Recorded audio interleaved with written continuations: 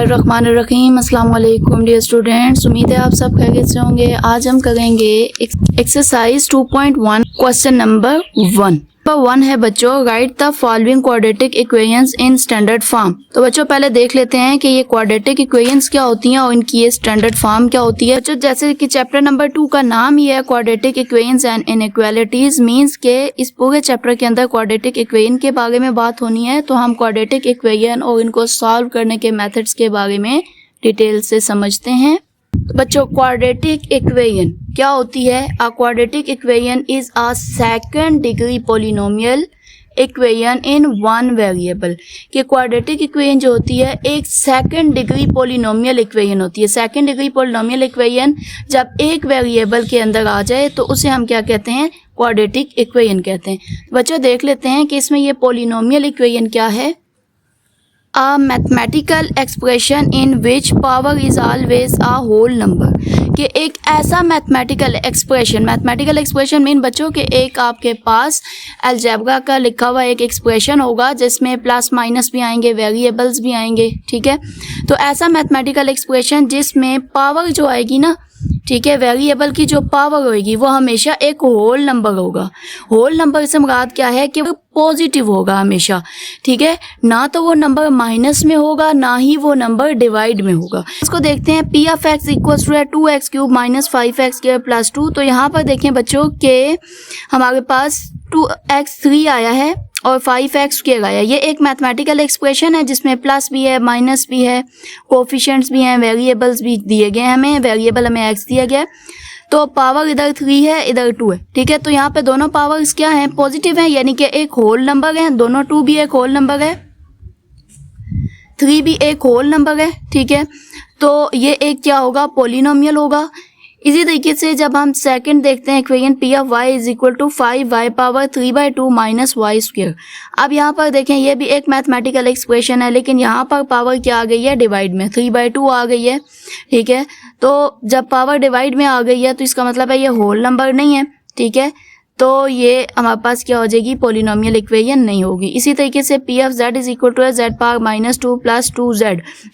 अब इसमें पावर -2 आ गई है, ठीक है। तो माइनस वाली भी हमारे पास पॉलिनोमियल नहीं होगी। पॉलिनोमियल सिर्फ वही होगा जिसमें पावर पॉजिटिव होगी, यानी कि होल नंबर होगी।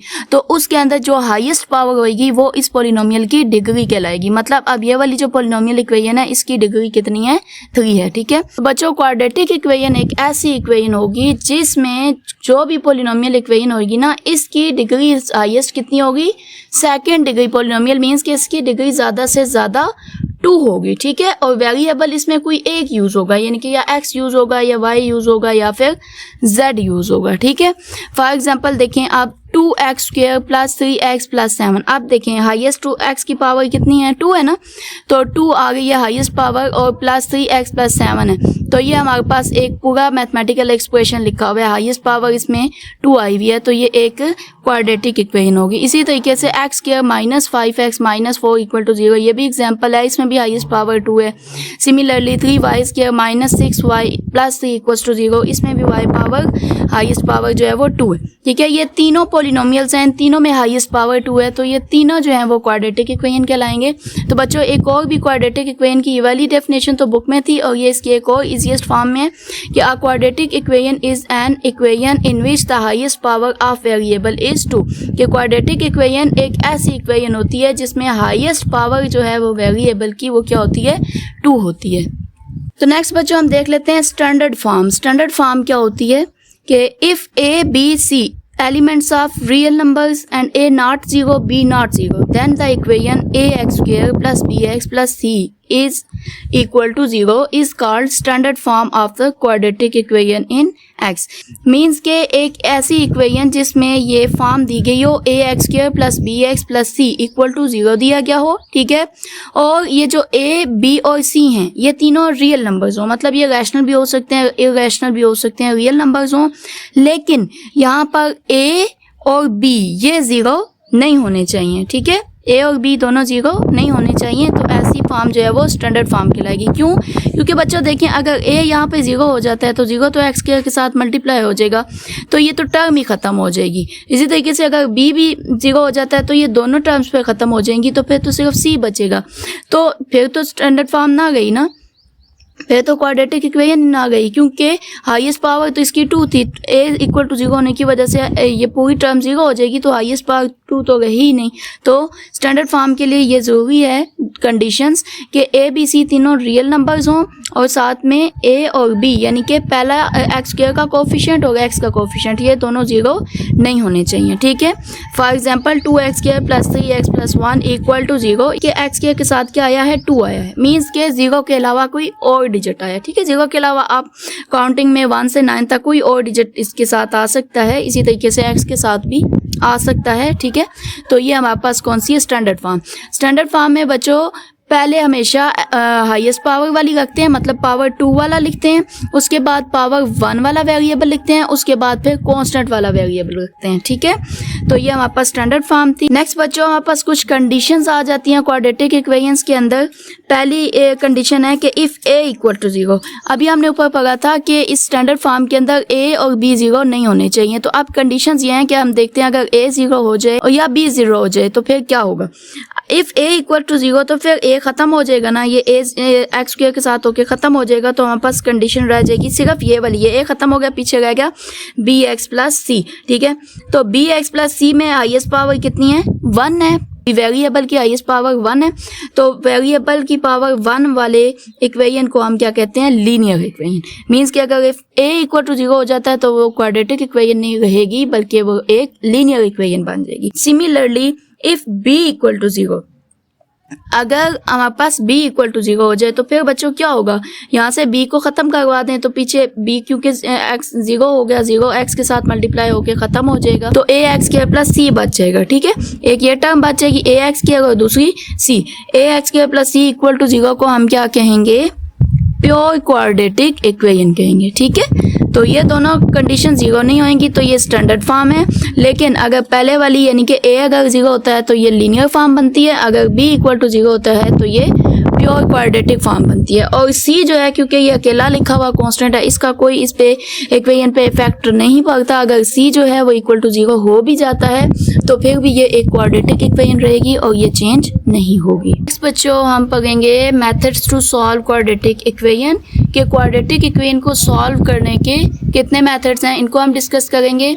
तो बच्चों क्वाड्रेटिक इक्वेशन को सॉल्व करने का ये मतलब होता है ना कि क्वाड्रेटिक इक्वेशन जिस वेरिएबल में होती है ना, मीन्स कि x वेरिएबल में है, y में है या z में है, ठीक है, इस तरीके से होती है ये x square plus bx plus c equal to 0, इस फॉर्म में होती है ना। इसमें वेरिएबल क्या यूज़ होया हुआ है? x। For example 2x square plus 3x minus 1 equal to 0, यहाँ पे वेरिएबल अब x है। ठीक है, इसी तरीके से 5y square minus 2y plus 2 equal to 0, ये भी एक क्वाड्रेटिक इक्वेशन है, इसमें वेरिएबल क्या यूज़ होया हुआ है? y।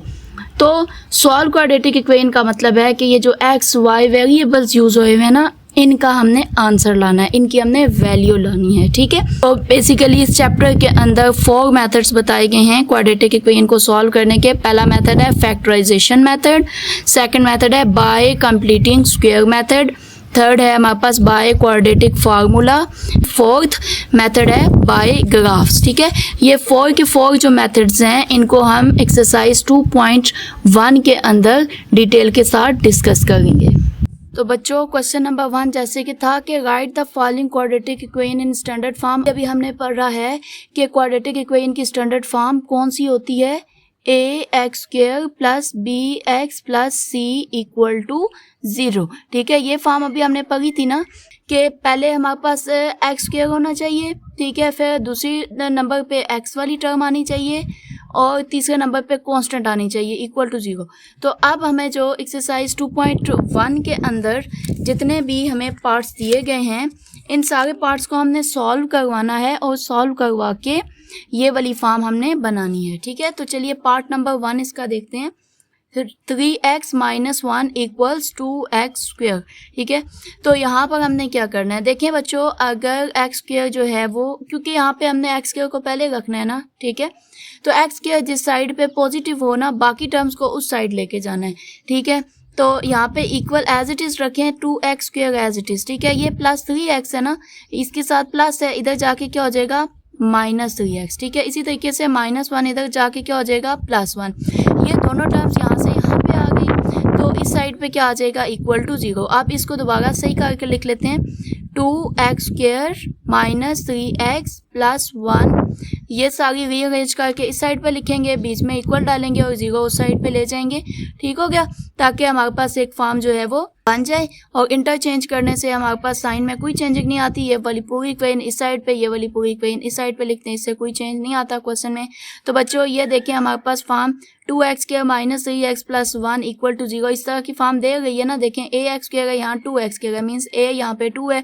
इसी तरीके से bx है, यहाँ पे माइनस 3x है, मीन्स के b की जगह यहाँ माइनस c आया। इसी तरीके से प्लस c है, तो यहाँ प्लस 1 इक्वल टू 0 है। तो मीन्स कि ये वाली हमारे पास कौन सी फॉर्म आ चुकी है, स्टैंडर्ड फॉर्म बन चुकी है। नेक्स्ट बच्चों हमारा पार्ट नंबर 2 है, जिसमें हमें दिया हुआ है 2x into x plus 1 equals 4 into 2x plus 3।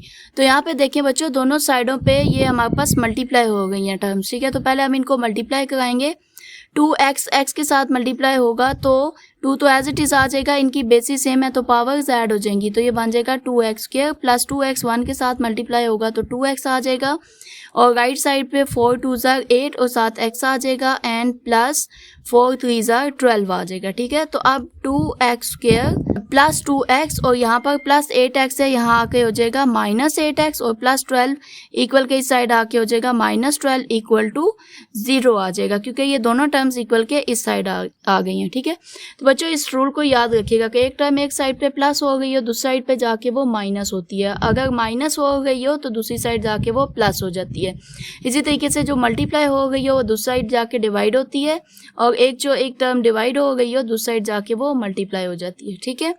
तो अब यहाँ पे आते हैं, अब देखते हैं 2x स्क्वायर सेम वेरिएबल वाले दो टर्म्स आ गई हैं, तो ये आपस में ऐड सब्ट्रैक्ट हो सकती हैं। प्लस माइनस माइनस हुआ, 8 में से 2 गए तो 6x हुआ, बड़ी रकम के साथ जो साइन है वो लिखा, माइनस 12 इक्वल टू 0। तो ये देखें बच्चों, ये भी हमारे पास ये स्टैंडर्ड फॉर्म बन चुकी है, ax square plus bx plus c की फॉर्म में ये क्वेश्चन आ चुका है।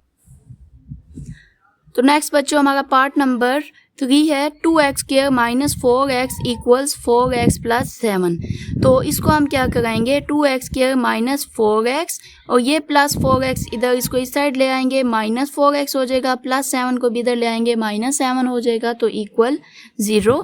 तो 2x square as it is, और यहाँ पे देखें ये दोनों सेम वेरिएबल वाले दोनों टर्म्स आ गई हैं, x और x वाली, तो माइनस माइनस प्लस हुआ, 4 और 4 फिर हमने ऐड किए तो बन गया 8x। तो दोनों जो है वो जो टर्म्स हैं दोनों के साथ सेम साइन है, तो यही वाला साइन आ जाएगा माइनस का, ठीक है। और माइनस 7 इक्वल 0। तो बच्चों ये देखें इसकी भी हमारे पास स्टैंडर्ड फॉर्म बन चुकी है, ठीक है। इसके साथ आप मैच करवाएं तो ax square plus bx plus c की फॉर्म जो है हमारे पास आ चुकी है।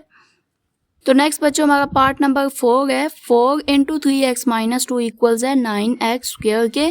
तो यहाँ पर भी देखें बच्चों दो टर्म्स आपस में मल्टीप्लाई हो गई हैं, तो 4 3 ज़ार क्या हो जाएगा 12x माइनस 4 2 ज़ार 8 इक्वल्स 9x स्क्वायर। तो बच्चों यहाँ पर 9x स्क्वायर यहीं पे लिखा इक्वल है, ठीक है। तो यहाँ पे क्या था प्लस 12x, इक्वल के साइड हो जाएगा माइनस 12x और माइनस 8 इधर आके हो जाएगा प्लस 8, ठीक है। इस साइड पे फिर रह जाएगा 0, क्योंकि सारी टर्म्स हम दूसरी साइड ले गए। तो अब आप इसको रीअरेंज करके लिख लेंगे कि 9x square minus 12x plus 8 इधर लिख देंगे और 0 जो है वो दूसरी साइड पे लिख देंगे। तो बच्चों ये देखिए हमारे पास ये फिर एक स्टैंडर्ड फॉर्म में इक्वेशन हमारी आ चुकी है, 9x square minus 12x plus 8 equal 0, ठीक है। ये ax स्क्वायर प्लस bx और प्लस c की फॉर्म आ चुकी है।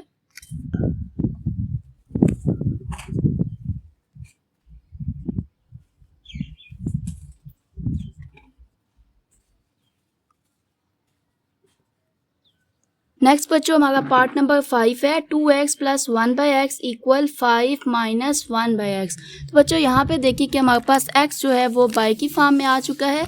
तो यहाँ पे देखें एक्सरसाइज 2.1 से थोड़ा पीछे जाएं तो ये एक नोट है, an equation in which variable appear in the denominator of one और more term is called a fractional equation. मतलब कि ऐसी इक्वेशन जिसमें बाय के नीचे यानी कि डिनोमिनेटर में x की टर्म आ जाए तो उस इक्वेशन को हम कहते हैं फ्रैक्शनल इक्वेशन। ठीक है, तो फ्रैक्शनल इक्वेशन को हम सॉल्व कैसे करते हैं बच्चों कि डिवाइड के नीचे जो टर्म है ना, मींस के जो x है, इसको हमने ख़त्म करना है ताकि इसकी फ्रैक्शन जो है वो ख़त्म हो जाए। इसके लिए हमने क्या लेना है कि ये जो डिवाइड के नीचे टर्म्स हैं उनका एलसीएम लेना है, उस एलसीएम के साथ दोनों साइडों को मल्टीप्लाई करा देना है। ठीक है, अब ये जो सा x है ये देखें, x और x लिखें तो x 1 जार x और x 1 जार x। ठीक है, तो ये हमारे पास x इसका क्या बनता है, एलसीएम बनता है। तो x के साथ हम दोनों साइडों को मल्टीप्लाई करा देंगे। ठीक है, तो हम लिखेंगे multiplying both sides by x। ठीक है, तो ये हमारे पास आ जाएगा 2x प्लस 1 बाय एक्स। इस पूरी टर्म को भी हम x के साथ मल्टीप्लाई करेंगे, इक्वल्स टू x को हम मल्टीप्लाई करा देंगे 5 माइनस 1 बाय एक्स के साथ। अब x जब अंदर मल्टीप्लाई होगा, x 2x के साथ मल्टीप्लाई होगा तो 2x square plus x 1 by x के साथ होगा तो x by x equals x 5 के साथ होगा तो 5x माइनस x ऊपर 1 के साथ होगा तो x बाय एक्स। अब ये x और ये दोनों आपस में कैंसिल हो जाएंगे तो बनेगा 2x square plus 1 equals 5x minus 1। ये बन जाएगा 2x स्क्वायर प्लस ये दोनों कैंसिल आउट होके 1 आ जाएगा इक्वल्स टू 5x माइनस ये भी दोनों कैंसिल होके 1 आ जाएंगे। तो बच्चों 2x स्क्वायर प्लस 1, अब ये 5x इधर आके माइनस 5x माइनस 1 इधर आके प्लस 1 इक्वल टू 0 आ जाएगा। तो 2x स्क्वायर माइनस 5x हम लिख देंगे और प्लस प्लस प्लस 1 और 1 हो जाएंगे प्लस 2 इक्वल टू 0। बच्चों ये हमारे पास स्टैंडर्ड फॉर्म आ जाती है। नेक्स्ट बच्चों हमारा पार्ट नंबर 6 है जो कि है 6x plus 6 divide by 20 minus x equals 1 by x. तो बच्चों जब इक्वल बीच में आ जाए तो एक साइड पे एक टर्म और दूसरी साइड पे दूसरी टर्म हो तो हम इसको क्रॉस मल्टीप्लिकेशन करते हैं। मीन्स के ये 20 माइनस एक्स इधर जाके ऊपर 1 के साथ मल्टीप्लाई हो जाएगा। इसी तरीके से ये वाला x जो है ये ऊपर 6x प्लस 6 के साथ मल्टीप्लाई होगा तो हम लिख लेंगे x और साथ में 6x प्लस 6 इक्वल्स 1 और साथ में 20 माइनस एक्स। ठीक है, अब ये अंदर मल्टीप्लाई हो जाएगा तो बनेगा 6x स्क्वायर, x और x हो जाएगा x स्क्वायर प्लस x 6 के साथ होगा तो 6x इक्वल्स टू 1। इन दोनों टर्म के साथ मल्टीप्लाई होगा तो यही वापस आ जाएगा क्योंकि 1 के साथ जो टर्म मल्टीप्लाई होती है आंसर वही वाली टर्म आ जाती है। तो 6x square plus 6x plus 20 इधर आके माइनस 20 हो जाएगा, माइनस x इधर आके प्लस x हो जाएगा इक्वल टू 0। तो 6x स्क्वायर आप देखें ये भी x है ये भी x है, ये दोनों x वाली टर्म्स आपस में क्या हो जाएंगी, प्लस प्लस प्लस हो जाएंगी। इसके साथ 1x था, 6 और 1 7x। ठीक है, और साथ में प्लस का साइन बड़ी रकम के साथ ये था और माइनस 20 इक्वल टू 0। तो बच्चों ये देखें ये भी हमारे पास एक स्टैंडर्ड फॉर्म बन चुकी है, ax square plus bx plus c की फॉर्म में इक्वेशन आ चुकी है। तो बच्चों उम्मीद करती हूँ आज की वीडियो आपको पसंद आई होगी और काफ़ी इन्फॉर्मेशनफुल भी रही होगी आप लोगों के लिए। मुझे कमेंट सेक्शन में लाजमी बताइएगा आपको इस वीडियो में मौजूद क्वेश्चन से रिलेटेड कोई भी इशू है तो आप मुझसे कमेंट सेक्शन में पूछ सकते हैं। बच्चों इसी तरह वीडियो को लाइक एंड शेयर करते रहिए और चैनल को सब्सक्राइब करना ना भूलिएगा। बेल आइकन को भी प्रेस कर दें ताकि मेरे आने वाली नेक्स्ट वीडियो सबसे पहले आप लोगों तक पहुँच सके। जज़ाकल्लाह खैरन फॉर वॉचिंग वीडियो। अल्लाह हाफिज़।